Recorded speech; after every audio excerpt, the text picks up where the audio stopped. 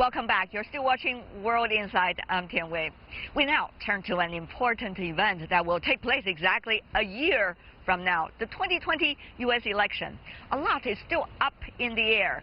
Who will be the candidates? How will the impeachment inquiry affect Mr. Trump's candidacy? Many questions. Before we ask them to our U.S. panelists to stare into a crystal ball to predict America's political future, here is the latest.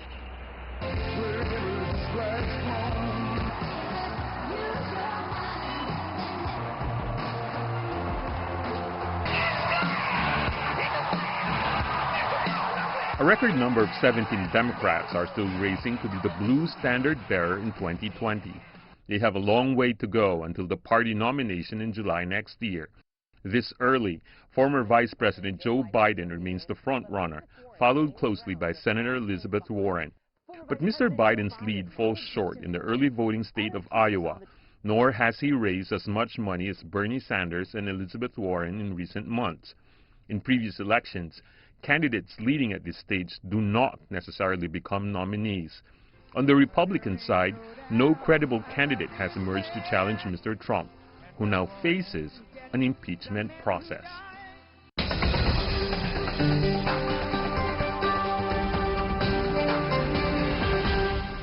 The one-year countdown begins for the U.S. elections. What should we be on the lookout for? Let's ask our panelists. In Chicago, we have Laura Schwartz, a political commentator who has worked at the White House during the Clinton years. In Washington, D.C., we are joined by Steve Pruitt, a managing partner at Watts Partners. He's also a former staff director of the Committee on Budget of the U.S. House of Representatives. And last but not least, in Washington, D.C., Bruce Fein, a constitutional lawyer, former Associate Deputy Attorney General and General Counsel of the Federal Communications Commission under President Reagan. Ladies and gentlemen, welcome to the program. I have a lot of questions to ask all of you who have real experts about the election in the United States than me. So let me begin by asking you, Ms. Schwartz, what do you think will be the most crucial state or states for the 2020 election, as there are always some of those that are standing out among the others? It's a very good question. We've seen a bit of an evolution over the years on which those battleground states, as we refer to them, might be.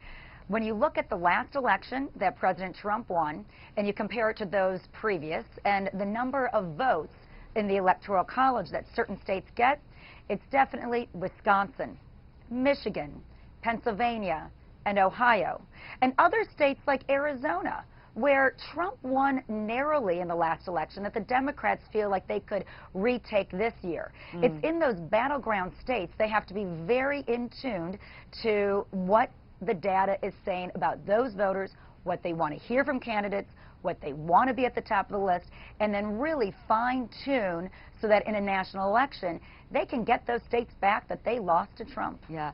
What about the crucial issues, whether those states or not, in your mind, would be the crucial ones or the so-called battlegrounds? Mr. Pruitt. Well, I would probably add Georgia and Texas. You add more, it's becoming list. ever more complicated. Wow. Oh, yes. It's going yeah. to be a statistical nightmare for those folks who want to stay up late counting electoral votes. But I would certainly add Georgia and Texas to that list of states. I think those states are probably going to be much more in play this election than previously we've seen. Mr. Fein, is that list going to get ever longer from your perspective?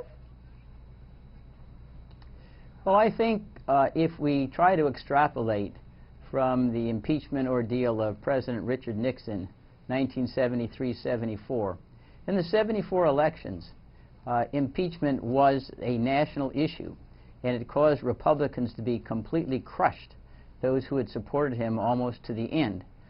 In those congressional elections, it wasn't a presidential election, but impeachment became a national issue. It didn't limit itself within state boundaries. And if impeachment does become the all-consuming issue, because it will capture all of the airwaves and the oxygen, I think that particular states become less important. It'll be whether or not the Democrats are able to make their case and how the Republicans respond to it. I see. After all, we're talking about the President of the United States, the most powerful position in all of the world. And that's what happened in Nixon's case. That's what the Democrats want, isn't it, Mr. Schwartz? Since you work for the Clinton administration, I guess I would go to you for a view about the Democrats. Yeah, the Democrats are definitely looking at a couple of things. One being the polling data nationally for whether or not Americans want to see the president go through an impeachment and removal from office, as well as what the president's job approval ratings is now. It's very interesting. My esteemed guest may have much more to add, but when we look at a couple of numbers, Nixon, there was 58%, I believe, nationally that wanted to see him impeached and removed. President Clinton was right around 32% of people that wanted to see him impeached and removed. Trump is much closer to Nixon's ratings currently at about 52% of the electorate that would want to see him removed. Now, that's nationally. Then you look at the job approval numbers. While Clinton, about 32, 35% wanted to see him impeached and removed, he had an approval job rating in the 50s to 60s percentile. Right now, Trump is right around 47% where he seems to remain. Yeah. So if you look at those numbers, the Democrats are thinking, hey, we got a national movement to get him out, and his job approvals are down. But if you look deeper into some of those individual states, they're not convinced yet. And honestly, the economy is more on the mind right now. So it'll be interesting to see where these polls are over the next few months, but the Democrats are definitely using that history to bolster them during this initial process. Is history the issue here as a mirror, or is the earlier pictures of economy at election season the mirror, Mr. Pruitt? Well, I don't think that he can look at this from a mirror perspective, quite frankly. I think there are two things in play here. Number one, he was elected based on many people's perceptions of not only what he would do, but the promises that he thought gave them the perception he was going to be different. And lastly, that they didn't particularly like Hillary Clinton. This time around, however, he is clearly going to be judged based on his performance, and I think that is what is driving his current numbers, is the assessment of his lack of performance. You know, even when it comes to performance, it's also about perceptions of performance. But now if you look at what the current president is trying to do, for example, U.S.-China trade, apparently, whether a deal or not, we do not know yet. And also about the ISIS, for example, the leaders of ISIS being killed, and that interesting photo resembling some of the earlier administration. Certainly you see one that is trying to create certain perceptions of performance. So whether it's real performance that matter or perceptions of performance that really matter in the election season, Mr. Pruitt? Well, I have been arguing recently that much of what is problematic for President Trump is the basis that he is a marketeer. He's never really gotten into communication, and I think that's the missing ingredient as he moves to a 2020 posture. He certainly can market himself, and that's what we see in terms of him promising a trade agreement and saying great things about the negotiations, only for us to find out that they really have not progressed to the point that he promoted. So he's got real problems in differentiating between marketing and communicating with people, and I think that ultimately, in my view, will be his downfall. All right. Ms. Schwartz, what about the Democratic Party? You see so many candidates that are there. Whether they are going to help each other to sharpen the edges of the party, or they're going to drag each other down, it is still a big question mark. Mr. Biden, for example, with all of the interesting stories about him and others. So how do you see, the situation within the party? And where is it heading for as creating a big rival against the current president or other candidates of the Republicans? It's, building off Mr. Pruitt's really smart point of marketing versus communicating, the Democrats need to communicate, especially in the upcoming next debate, that the one rival is Donald Trump. not each other. The democratic ideals should be shared. They should be encouraged. Yes, they're approaching them in different directions, and I feel like they could approach them better. But they have to make sure that, hey, everybody up on that stage is on the same page. They're working for you. They want to make the economy work better, healthcare work better, education, and so forth. They may have differing plans, but that's the ground.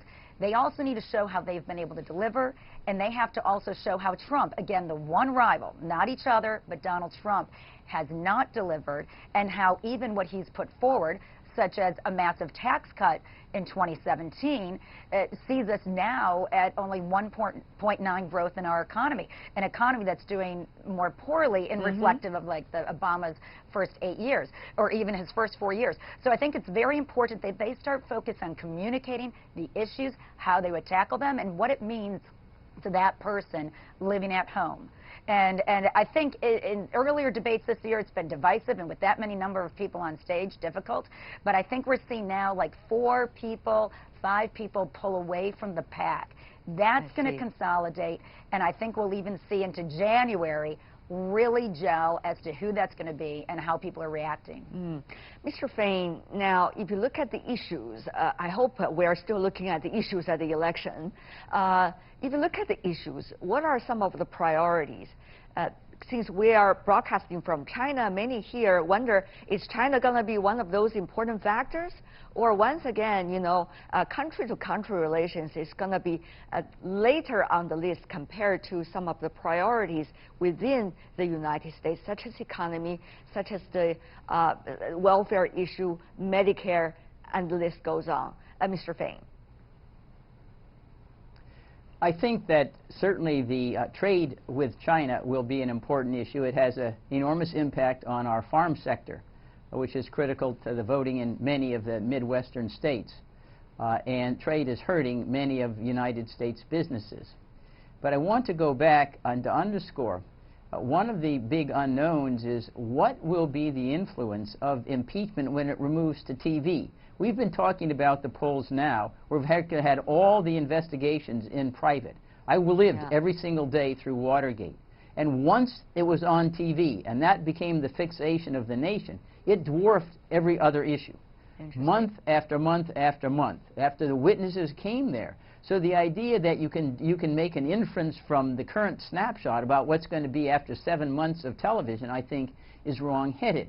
I also think that Trump's greatest handicap is that he has given a sense of total and complete erratic administration of his own agenda. He said he was going to remove troops. He was going to not fight all these wars over the world, but he hasn't removed any single troop. He's for the Kurds one day. He's against the Kurds the next day. You know, he's for going into Syria one day, out the next day. He's going to bomb North Korea into smithereens one day, and then he wants to go to Kim Jong-un the next day.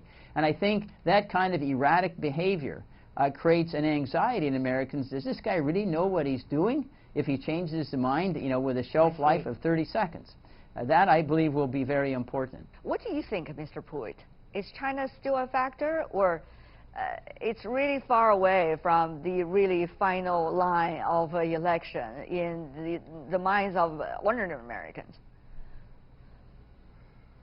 Well, if you follow U.S. media today, you will see that clearly, as we talk about the constriction in our economy, the whole trade war that President Trump has created is a major factor in that discussion. And yes, it not only impacts farmers, but as we are seeing every day, it is affecting and impacting virtually every sector of our U.S. economy. And it will start to actually affect the government in significant ways in terms of revenue declines and other issues. So yes, it will still be a factor. I believe, however, though, right now the whole impeachment discussion seems to be on a much faster track. It also seems to be, unfortunately for the president, much easier to target his wrongdoing and he's not helping anything by saying, I did it, so what? Certainly, the social media's role in the last election was quite crucial, and therefore people are also asking the question, with the fight that's currently going on the Capitol Hill between some of the biggest social media companies and the politicians in Washington, what would that mean, social media, and the role of media as a whole, which is becoming ever more partisan, to do with the final result, likely, of this election? Mr. Fain, constitutional lawyer, maybe you have a say here. This is, yeah. Well, Twitter simply announced it would take no political ads whatsoever. It may well be. It really depends on what you would consider as political ads, isn't it? Well, true enough, but you know, there's a range of things that are political ad, but it is saying we will accept no political ads whatsoever. And I do think that there is a feeling in the social media that it's now so hot politically that they may just want to step out of the arena, because as your question points out, it isn't all that clear what's political, what is not. I mean, Starbucks makes political statements all the time, but they're selling coffee. Is it really in the business or it's in politics?